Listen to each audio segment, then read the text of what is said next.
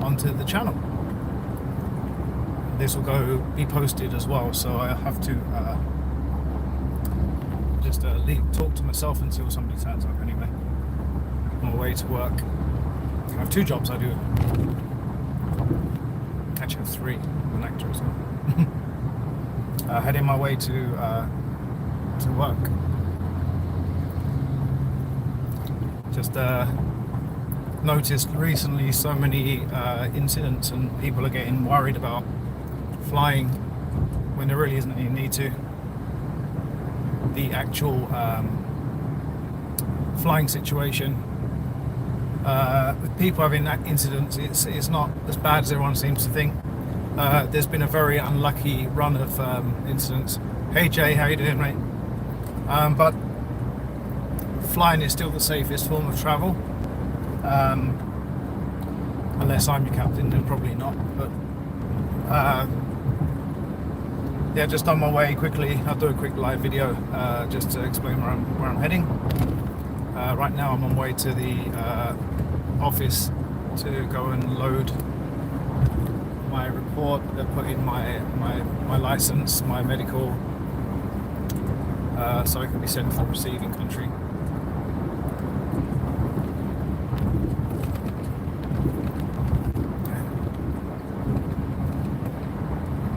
About 5 kilometers from Suvarnabhumi Airport, and the weather conditions are pretty normal. There's a bit of rain in the sky. Nothing too major.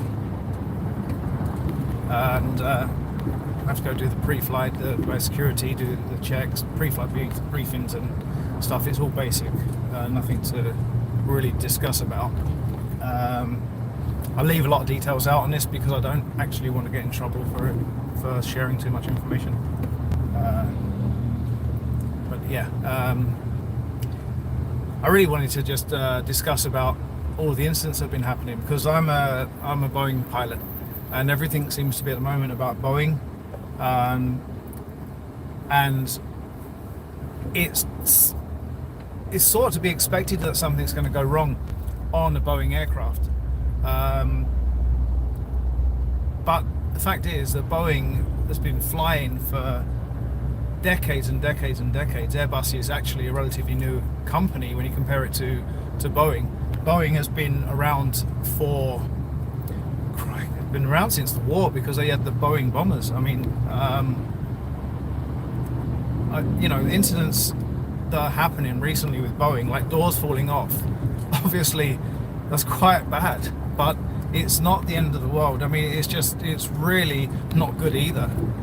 But I've been flying a Boeing with well, I've got so many thousands of hours on a Boeing now, and there isn't any incidents that I can really say that I had that have been of any major significance. Engine failure, bird strikes, things like that. They're things that you expect, and they happen. By the way, don't worry, I'm driving, but I'm in traffic and I'm concentrating on the road, not on the phone. And also I'm in Thailand, where the laws are a bit different. But it's the thing with a Boeing aircraft is that they are not fly-by-wire as much as the Airbus. They still have the push-pull system as well. And I've been flying them. I've got so many hours on them. They're safe as anything. Things go wrong. You can pick up a car, a Toyota, a very well-known brand that's very strong. They break down. Honda, they break down.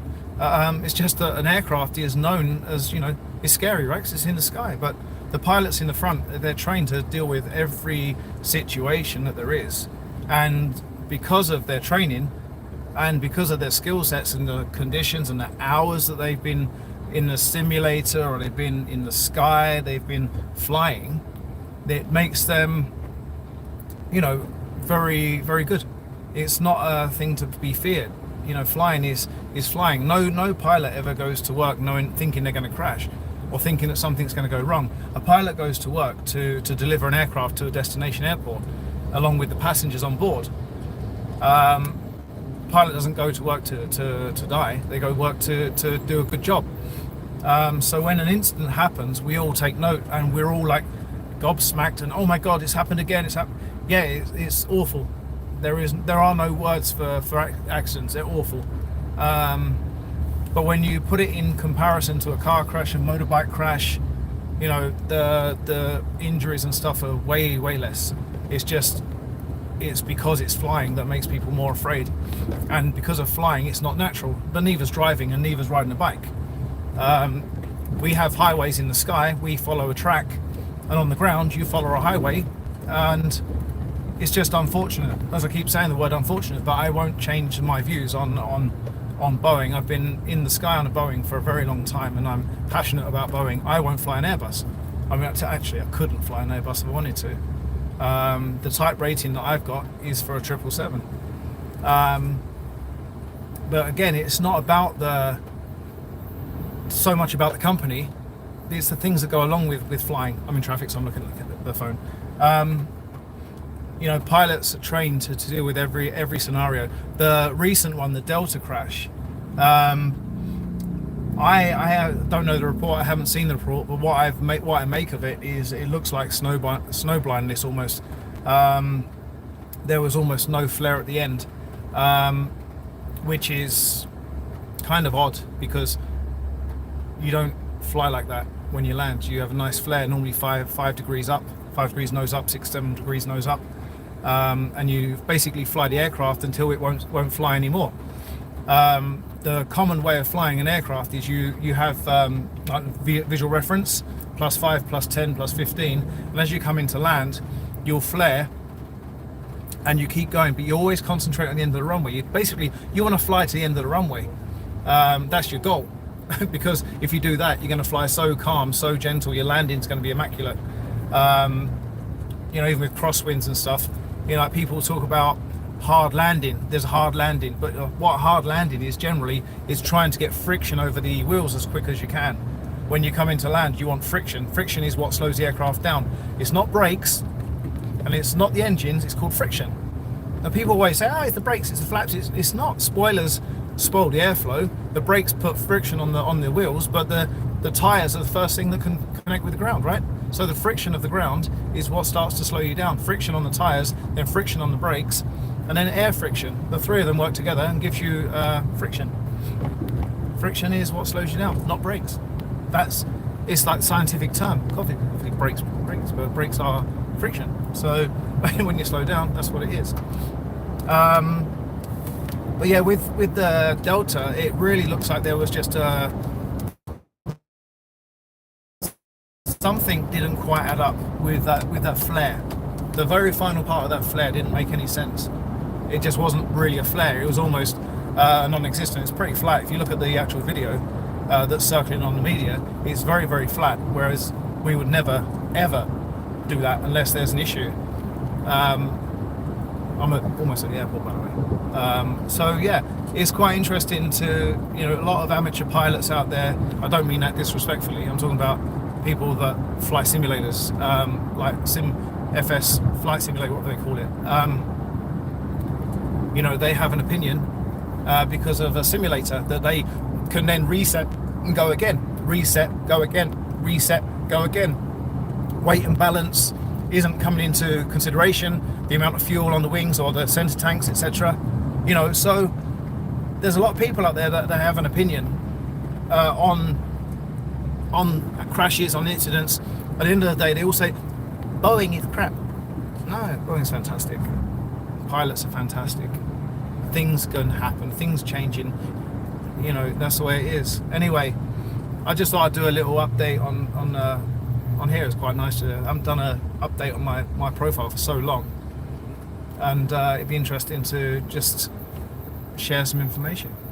So right now I'm at the airport. Can't really see here because I've got blocked, but I am at the moment at the airport, and just going around to got to go my way around to the office zone and then park up.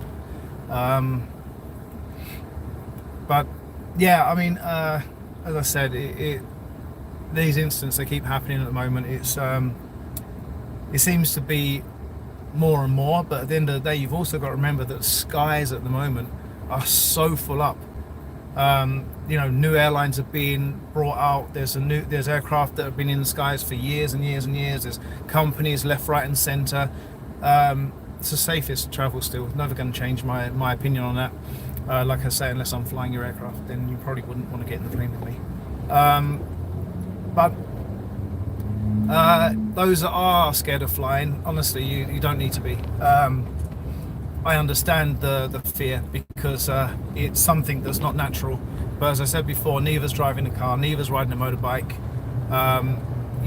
When we can all fall down. Thanks, dude. We can all fall down on the floor. We can all have a heart attack without being able to control it. Right? It's just you're not in control of the aircraft, so you're going to panic. You don't know what's normal, what's not normal. Whereas we at the front know everything that's normal, and no pilot will take an aircraft past normal operating procedures. We have our charts, we have our information, we have our operating procedures, normal operating procedures, outside operating procedures. There's so many things, emergency operating procedures. There's so much going on in the cockpit.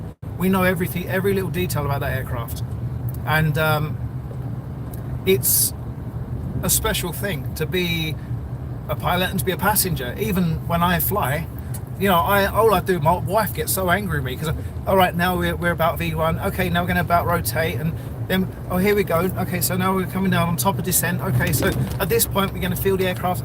I'm always giving her a run-in commentary. She just wants me to shut up. And I'm just sitting there going, I'm flying as a backseat passenger. So it's kind of surreal when you do it every day, and that's your life, right? So you know everything, and people ask questions and you give them all the answers you can give them. But the rules are the rules. Flying is still flying. It's safe, and the only reason why people are scared of flying is because it's not natural and you're not in control. But neither are you in control of having a poo in the toilet, because one day you're going to get explosive decompression and fart. Enjoy your day. I'm out of here. Great to see you. I'm going to start doing videos like this more often. Take care, guys. I'm at the airport. I don't know if I can flip this without. There we go. So here we are. This is Suvarnabhumi Airport in Bangkok. Just so you know, Thai Airways with almost all their fleet now gone to pot.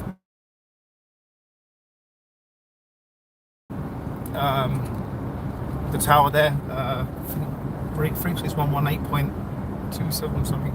I can't remember actually. It's on my charts. And we go to the office zone. So this runway, by the way, just so people want to know, Suvarnabhumi Airport is runway 19 right, 19 left, 01 right, 01 left. Taxi time to runways, let's do it from stand Delta, which is right in front of the security. It takes about 15 minutes to reach the runway and line up, give or take. On a non-busy day, about 10 minutes. If you go into 19 left, it's slightly longer, it's a different distance. But there you go. Anyway, a bit of boring information for you. We are now at the airport office zone. I go down to the office zone. It's a little bit better. And try and giving you information. I don't know how much of it you bothered about or care about, but I think sometimes a little bit of knowledge can help people feel a bit more at ease. And hopefully, just hopefully, some people can not be so scared about the aircraft, the Boeing, because they're not as bad as people think. It can go wrong, but not always what you think. Okay, I have arrived. I'm going to go into the staff car park. Okay, toodaloo, bye bye. Toodaloo, that's what I'm going to tell it there. Over speed bump.